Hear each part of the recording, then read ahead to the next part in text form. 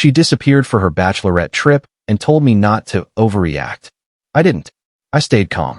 While she was busy enjoying herself, I stopped one process she assumed was permanent. Her anger made sense only after she tried to explain herself. I'm 34. Been with my fiancé for 6 years. We got engaged 14 months ago after I proposed at the place we had our first date. Everyone said we were perfect together. Her parents loved me. My parents adored her. We had the venue booked, invitations designed, honeymoon planned. The wedding was supposed to happen in 7 weeks. Then she announced her bachelorette trip. 2 weeks in another country with her college friends. I didn't think much of it at first. She deserved to have fun. I was planning my own bachelor party with my buddies, nothing crazy, just a weekend camping trip. But then she said something that stuck with me. Don't overreact to anything you might hear, okay? It's my last chance to be free. I asked what she meant. She laughed it off, said I was being paranoid, told me to trust her.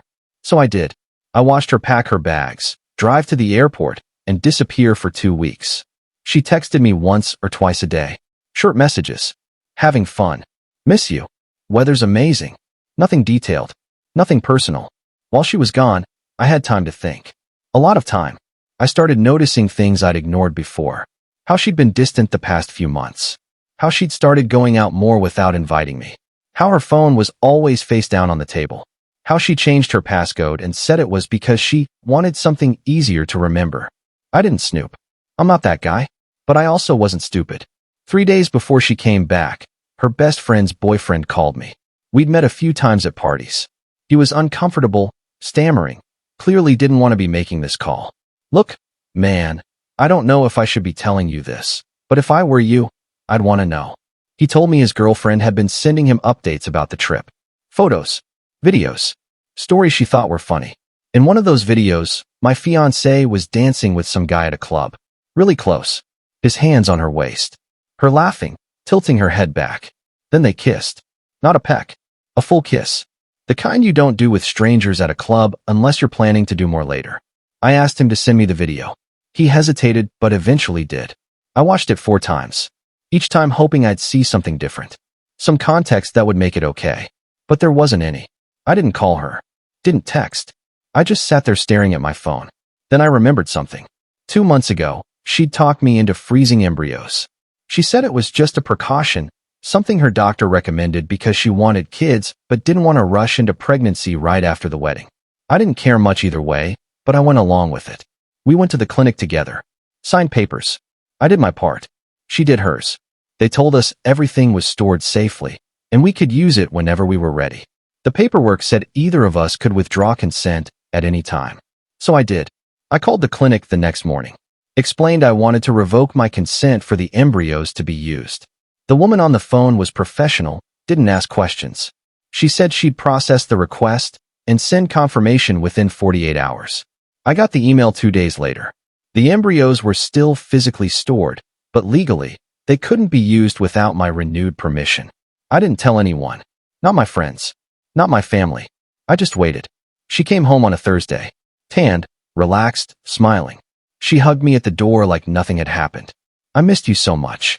I hugged her back. Missed you too. We had dinner. She told me stories about the trip. The beaches. The nightlife. The shopping. She showed me photos on her phone. Carefully curated ones. Group shots. Sunset pictures. Nothing suspicious. I waited until after dinner. We were sitting on the couch. She was scrolling through her phone, half watching TV. So I said, "Anything you want to tell me?" She looked up. About what? About the trip. I already told you everything. It was amazing. You would have loved it. Anything else? She frowned. What are you getting at? I pulled out my phone, opened the video, turned the screen toward her. Her face went pale, then red. Then she looked away. Where did you get that? Does it matter? It's not what it looks like. I laughed. Couldn't help it. What does it look like? She started crying. Big, dramatic sobs. We were just dancing. I was drunk. It didn't mean anything. It was a mistake. I'm so sorry. Just dancing.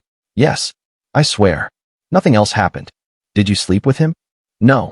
I swear on my life. It was just a kiss. One stupid kiss. I didn't believe her.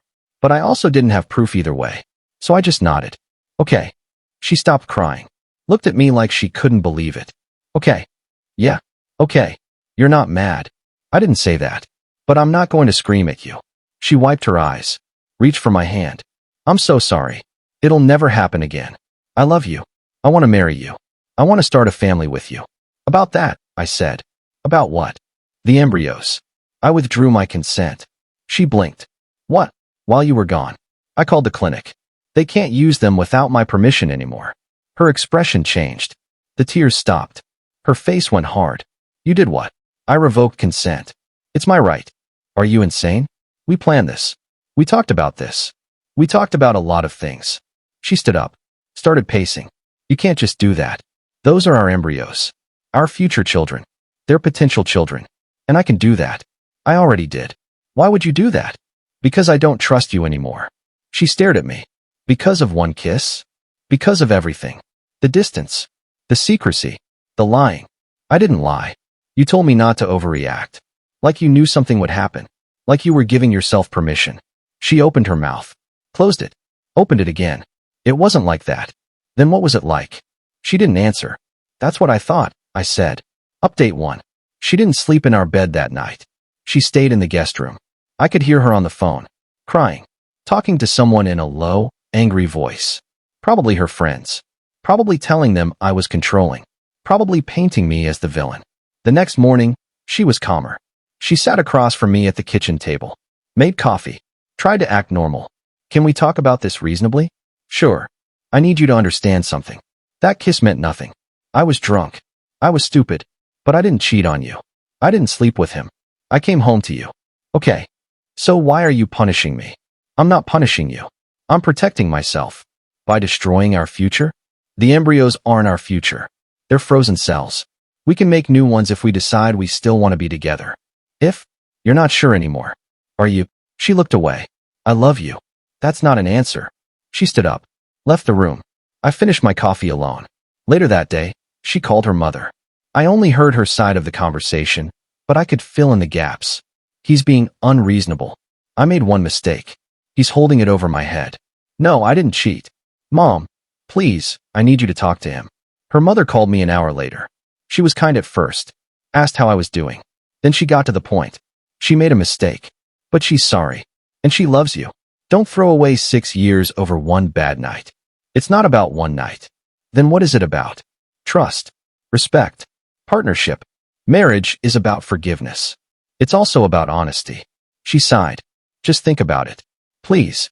I told her I would, but I already knew what I was going to do. Update 2. 3 days later, she tried a different approach. She sat me down, held my hands, looked me in the eyes. I need to tell you something. The truth. All of it. I waited. That guy at the club. I didn't just kiss him. We talked. For a long time. He was funny. Charming. He reminded me of you when we first met. And I got scared. Scared of what? Scared that I was settling. Scared that I'd never feel that excitement again. Scared that marriage meant the end of possibilities. So you kissed him? Yes. But the moment I did, I realized it was wrong. I didn't want him. I wanted you. I came back to the hotel and cried all night. I almost called you, but I didn't want to ruin the trip for everyone else. How considerate. She flinched. I'm trying to be honest with you. Honest would have been calling me that night. Honest would have been telling me before I found out from someone else. You're right. I should have. But I'm telling you now. And I'm begging you to forgive me. I'll do anything. Therapy. Couples counseling. Whatever you need.